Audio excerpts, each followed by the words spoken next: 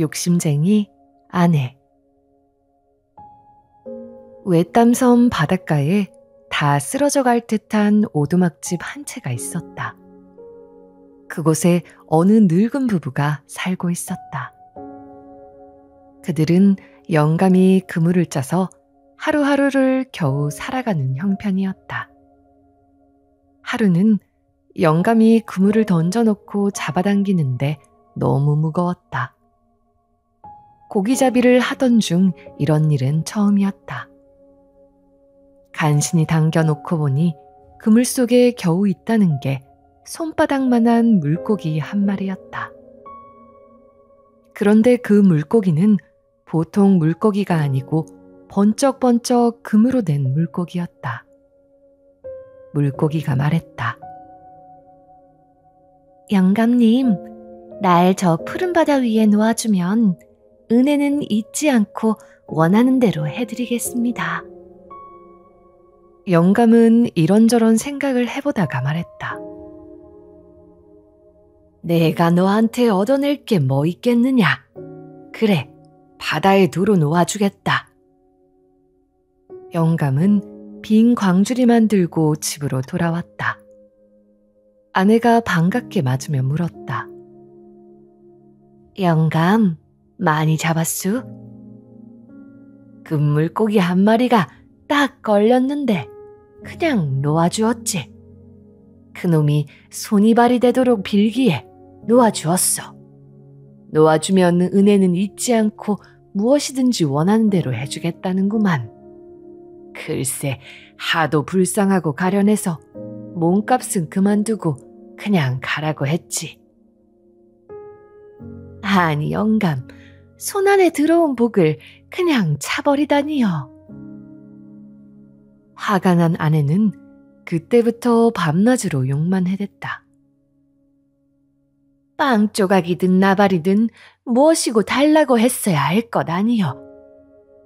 이제 말라 비틀어진 나무 껍질도 바닥이 났으니 뭘 먹고 사시겠소.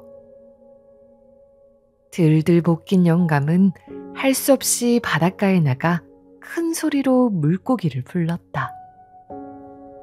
금물고기야! 금물고기야! 물속에서 내 목소리를 듣고 있다면 얼굴 좀 보여주렴. 금물고기가 살래살래 바닷가로 나왔다. 왜 그러세요? 마누라가 먹을 것이 없다고 빵을 얻어오라고 아우성이야. 집에 가면 빵이 산더미처럼 쌓여있을 겁니다. 영감은 허겁지겁 집으로 달려가서 마누라에게 물었다. 그래, 빵이 생겼어? 빵은 산처럼 쌓여있지만 다른 문제가 또 생겼잖아요. 빨래통이 다 망가져서 빨래를 할 수가 없어요. 그 물고기한테 새 걸 좀 마련해 달라고 하세요. 영감이 또 바닷가로 나가 소리를 질렀다. 이번에도 금물고기가 살래살래 물으로 나왔다. 왜 그러세요? 마누라가 새 빨래통을 얻어오라네. 알았습니다. 장만해 드리지요. 집에 와보니 아내가 눈을 부라리며 말했다. 고기한테 가서 새 집을 지어달라고 해요. 이 집에서는 못 살겠어요. 금방이라도 천장이 무너질 것 같지 않나요? 영감은 다시 바닷가로 가서 금물고기에게 말했다. 새 집을 한 채 지어주게나. 마누라가 쫑알대는 소리가 부뚜막 소뚜껑 같고 개케 묵은 집구석은 금방 와르르 무너질 것 같아 살 수가 없구만. 염려 말고 집에 가서 기도나 하세요. 기도가 뜻대로 될 겁니다. 영감이 집에 와보니 앞뜰에는 우람한 참나무집 한 채가 서 있었다. 그래도 아내는 성이 차지 않는지 날뛰며 아우성을 쳤다. 아이고, 이 영감쟁이야. 도대체 당신이란 작자는 굴러들어온 복을 찰 사람이야. 집 한 채 지어달랬으니 이제 할 일 다 했나 보다 하는 모양인데 천만의 말씀 다시 가서 말하세요. 이제 어부의 아낙네 따위는 신물이 나니까 나도 한번 장군의 마누라가 되어 굽실거리는 절도 받아보고 텅텅거리며 살아보아야겠다고. 영감이 다시 바닷가로 나가 물고기를 불렀다. 마누라 때문에 죽을 지경이야. 눈알이 시뻘개져서 길길이 날뛰고 있네. 어부의 안악은 싫고 장군 마나님이 되고 싶다고 야단일세. 알았습니다. 집에 가서 기도나 하세요. 뜻대로 될 겁니다. 영감이 집에 와보니 통나무집은 사라지고 3층짜리 돌집이 우뚝 서 있을 뿐 아니라 집안에는 머슴들이 오락가락, 부엌에는 안악들이 딸그락딸그락거리며 집안일을 하고 있었고 비단 옷을 입은 아내가 의자에 앉아 있다가 벌떡 일어났다. 아이고, 이놈의 무식쟁이 영감 좀 보게. 어느 앞이라고 함부로 집에 허리를 펴고 들어와. 여봐라, 이 노인을 마구간으로 데리고 가서 흠씬 두들겨 패라. 말이 떨어지기가 무섭게 머슴들이 달려와서 영감 먹살을 잡고 마구간으로 끌고 가서 채찍으로 마구 때렸다. 영감은 얼마나 얻어맞았는지 다리가 후들거려 일어날 수가 없었다. 영감은 한탄했다. 이제는 마당지기 신세가 되었구나. 빗자루를 가지고 마당이나 쓸어야 한다니. 그뿐만 아니다. 부엌대기가 따로 없지. 끼니는 부엌에서 해결하라니. 영감은 너무나 슬펐고 힘들었다. 하루 종일 비지를 해도 먼지 한 톨만 나오면 그 즉시 마구간에 갇혔다. 영감은 화가 몹시 났다. 저게 바로 막이구만. 행제했다고 돼지 새끼처럼 욕심만 부리고 이제는 남편 취급도 안 해주겠다 이거지. 그럭저럭 세월이 흘렀다. 이 아내는 장군 마누라도 지겨워서 영감을 불러 호령했다. 이 몹쓸 노인네야. 어서 썩 물고기한테 가서 이제는 장군 마누라가 아니라 여왕이 되고 싶다고 말하거라. 영감은 또다시 바닷가로 나갔다. 마누라의 광기가 나날이 심해지더니 이제는 장군 마누라도 싫고 여왕이 되고 싶어 한단다. 염려 마세요.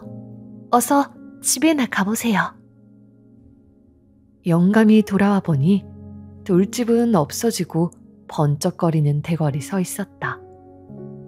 총든 파수꾼이 대궐 앞을 오락가락 하더니 영감을 보고 눈을 부라렸다. 뒤에는 넓은 정원이요, 앞에는 푸르른 목초지다. 그 위에 군대가 진을 치고 있고 여왕은 문무대신을 거느리고 사열을 하고 있었다. 북은 둥둥, 나팔 소리는 빵빵하며 소리를 내고 있었고 졸개들은 여왕 폐와 만세를 부르고 있었다. 또 세월이 흘러 아내는 이제 여왕님도 싫어했다. 영감을 찾아내어 어전에 대령시키라는 여명이 떨어졌다. 도대체 어떤 영감인가? 장군들과 대신들은 영감을 찾느라고 야단법석을 떨었다. 마침내 영감을 찾아 어전에 대령시켰다. 이 몹쓸 영감은 듣거라. 이제 여왕 노릇도 지겹다. 용왕이 되어 온갖 물고기가 다 내게 머리를 조아리도록 할 터이니 그 물고기한테 그렇게 이르도록 하여라. 영감은 그건 안 될 소리라고 말을 하려다가 그냥 뒤돌아서 나왔다. 그렇게 말하면 자기 모가지가 남아있을 수가 없기 때문이다. 영감은 바닷가로 터덜터덜 나가 물고기를 불렀다. 그러나 어쩐 일인지 금물고기는 어디에도 보이지 않았다. 다시 불러봐도 마찬가지였다. 세 번째로 불렀을 때야 바닷물이 출렁이고 밝았던 하늘이 갑자기 어두워지고 시커먼 먹구름이 끼면서 물고기가 나타났다. 왜 그러세요? 마누라의 광기가 나날이 심해져서 이젠 여왕도 싫고 용왕이 되어 물고기를 소나기에 넣고 싶어 하네. 금물고기는 아무 말 없이 영감을 쳐다보더니 바닷속으로 들어가 버렸다.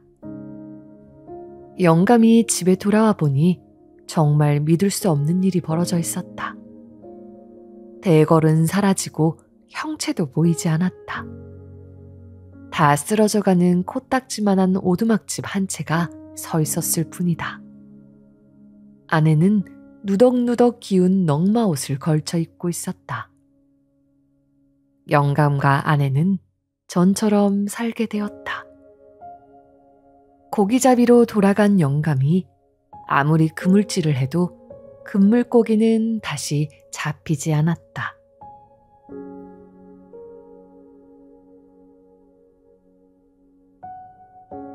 세 가지 의문. 옛날 왕이 어느 날 문득 이런 생각을 했다. 만약 무슨 일이나 그 일을 시작할 적절한 시간을 알 수 있다면, 또 어떤 사람과 대화를 나누어야 하는지, 피해야 할 사람이 누구인지 미리 알 수 있다면, 그리고 무엇이 가장 중요한 일인지 알 수 있다면, 무슨 일을 하든지 절대로 실패하지 않을 것이다. 왕은 그 생각을 하는 순간 신하들을 불러서 모든 일을 시작할 시간을 알 수 있고 가장 필요한 사람이 누구이고 해야 할 가장 소중한 일이 어느 것인지 등을 왕에게 알려주면 큰 상을 내리겠다는 방을 전국에 붙이도록 하였다. 학식이 뛰어난 많은 사람이 왕을 찾아왔지만 왕의 의문에 각양각색의 대답을 했다. 첫 번째 의문에 대한 대답으로 어떤 학자는 이렇게 대답했다. 즉, 모든 일을 시작할 적절한 시간을 알기 위해서는 미리 일과표를 하루 단위, 월 단위, 년 단위로 작성해 놓고 그 일과표를 엄격히 지키는 것이라고 말했다. 그렇게 한다면 모든 일이 정확한 시간에 행해질 수 있다고 말했다. 또 어떤 학자는 모든 일을 행할 적절한 시간을 미리 정한다는 것은 불가능하므로 시간을 쓸데없이 낭비하지 말고 당장에 행해지고 있는 일에 신경을 쓰면서 가장 필요한 것을 행하는 것이 올바른 방향이라고 말했다. 또 어떤 학자는 왕이 현재 행해지고 있는 일에 제 아무리 신경을 곤두세워도 모든 일에 적합한 시간을 올바로 정하기란 불가능하므로 슬기로운 사람들로 구성된 자문단을 만들어두고 모든 일에 적절한 시간을 찾는데 그들의 도움을 얻는 것이 좋다고 말했다. 그러나 어떤 학자는 자문단에게 자문을 구할 만큼 시간이 충분하지 않고 해야 할지 말아야 할지 지금 당장 결정해야 할 일도 있으므로 자문단의 구성에 대해서 회의적이었다. 그러므로 어떤 일이 일어날지 아는 것은 순전히 마법사의 몫이기 때문에 마법사들에게 자문을 구해야 한다고 했다. 두 번째 의문에 대해서도 대답이 다양했다. 왕에게 가장 필요한 사람은 자문에 응하는 사람이라고 주장하는 사람이 있는가 하면 성직자라고 주장하는 사람도 있었고 의사라고 말하는 사람도 있었다. 또 어떤 사람은 가장 필요한 사람은 군인이라고 말했다. 가장 소중한 일에 대해서 물었던 세 번째 의문에 대해서도 마찬가지로 다양했다. 어떤 사람은 세상에서 가장 소중한 것이 과학이라고 말했고, 어떤 사람은 전쟁을 치르는 기술이라고 대답했고, 또 어떤 학자는 종교적 신앙이라고 대답했다. 이렇게 같은 의문에 대한 대답이 한결같이 달랐다. 왕은 그 대답 중에 어떤 대답도 마음에 들지 않아서 상을 내리지 않았다. 그러나 왕은 그 의문에 대한 올바른 대답을 듣고 싶어서 지혜가 많은 사람이라고 명성이 자자한 학자를 찾아갔다. 그는 어떤 곳에서 은둔하고 있었다. 그 은둔자는 숲속에서 살면서 결코 그 숲을 떠나본 적이 없었으며 오로지 평범한 사람들의 청혼만 들어주었다. 그래서 왕은 수수한 옷을 입고 은둔자가 있는 마을에서 멀리 떨어진 곳에서 말에서 내린 다음 함께 간 신하도 떼어놓고 혼자 은둔자를 찾아갔다. 왕이 가까이 갔을 때 은둔자는 오두막집 앞에서 땅을 파고 있었다. 그는 왕을 보고 가볍게 인사를 한 다음 다시 땅 파는 일을 계속했다. 은둔자는 몸이 몹시 약해 보였다. 땅에다 삽질을 하는 것이 매우 힘들어 보였다. 가쁜 숨을 내쉬며 땅을 팠다. 왕이 그에게 가까이 다가갔다. 지혜로우신 은둔자님, 당신에게 3가지 의문에 대한 답을 얻고자 이렇게 왔습니다. 올바른 일을 올바른 시간에 하는 방법을 어떻게 하면 알 수 있습니까? 나에게 가장 필요한 사람은 누구입니까? 즉, 내가 누구보다도 소중하게 생각해야 할 사람은 누구입니까? 그리고 가장 소중히 여겨야 할 일은 무엇입니까? 은둔자는 왕의 말을 진지하게 듣는 것 같았는데 아무런 대답이 없었다. 그는 손에 침을 뱉고는 다시 삽을 쥐고 땅을 파기 시작했다. 왕이 말했다. 피곤해 보이십니다. 삽을 이리 주십시오. 내가 당신을 대신해서 잠시나마 땅을 파보겠습니다. 고맙습니다. 은둔자는 이렇게 말하며 왕에게 삽을 건네준 다음 땅바닥에 주저앉았다. 왕은 화단 2개를 판 후 잠시 하던 일을 멈추고 다시 물었다. 은둔자는 여전히 묵묵부답이었다. 그는 말없이 왕에게 손을 내밀고 삽을 달라는 표시를 했다. 잠시 쉬십시오. 이번에는 내가 땅을 파겠습니다. 그러나 왕은 삽을 주지 않고 다시 땅을 파기 시작했다. 시간이 흘러 마침내 해가 나무 뒤로 기울기 시작했다. 참다 못한 왕은 삽을 땅에 꽂아놓고 말했다. 지혜로운 은둔자님, 내 의문에 답을 구하기 위해 이렇게 찾아온 것입니다. 당신께서 답을 주실 수 없다면 그렇다고 말해 주십시오. 그러면 그만 집으로 돌아가겠습니다. 저기 누가 달려오고 있습니다. 누군지 보도록 합시다. 은둔자의 말이다. 왕은 고개를 돌렸다. 그때 수염을 덥수룩하게 기른 한 남자가 숲에서 달려오고 있었다. 그 남자는 2 손으로 배를 움켜잡고 있었다. 피가 흐르고 있었다. 그는 왕 앞에 쓰러지자 끙끙거리며 신음소리를 내고 있었다. 왕과 은둔자는 그의 옷을 풀어헤치자 배에 커다란 상처가 보였다. 왕은 피를 닦아낸 다음 가지고 있던 수건으로 상처를 감싸주었다. 그러나 피는 계속 흘렀다. 왕은 피 묻은 수건을 풀어준 다음 그 수건을 물에 씻어서 다시 상처를 독려매어 주었다. 마침내 피가 멈추자 남자는 정신을 차리고 마실 물을 찾았다. 왕은 재빨리 냇가로 달려가 물을 가져다 그 남자에게 주었다. 그러는 동안에 날이 저물었고 날씨도 쌀쌀해졌다. 그래서 왕은 은둔자의 도움을 받아 그 남자를 오두막으로 옮겨 자리에 눕도록 했다. 상처를 입은 남자는 자리에 눕자 곧 눈을 감고 잠이 들었다. 왕도 오랜 여행과 땅을 파는 고욕으로 인해서 몸이 고단하여 잠이 들고 말았다. 너무 깊이 잠이 들어 여름의 짧은 하룻밤을 그렇게 보내고 눈을 떴을 때는 다음 날 아침이었다.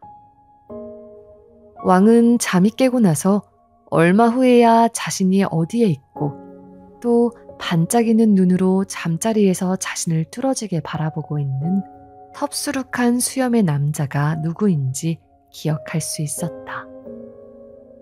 텁수룩한 수염의 사내는 왕이 잠에서 깨어난 것을 보고 착 가라앉은 목소리로 말했다. 용서해 주십시오. 왕이 말했다. 용서라니, 그게 무슨 말이요? 당신은 저를 모르지만 저는 당신을 잘 알고 있습니다. 당신이 제 동생들을 죽이고 제 재산을 빼앗았기 때문에 저는 복수를 하려고 마음먹었습니다.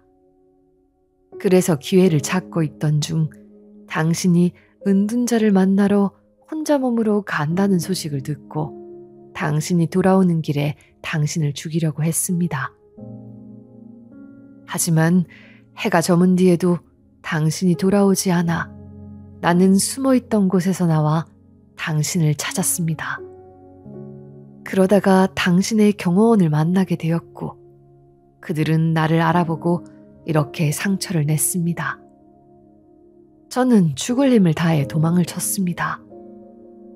만약 당신이 저를 치료해 주지 않았으면 저는 피를 흘려 죽었을 것입니다. 저는 당신을 정말로 죽이고 싶었는데 당신은 저의 목숨을 구해주셨습니다. 이제 제가 다시 살아나고 몸이 완전히 회복된다면 저는 당신의 가장 충성스러운 노예가 되겠습니다. 당신의 아들에게도 충성을 하겠습니다. 제발 용서해 주십시오.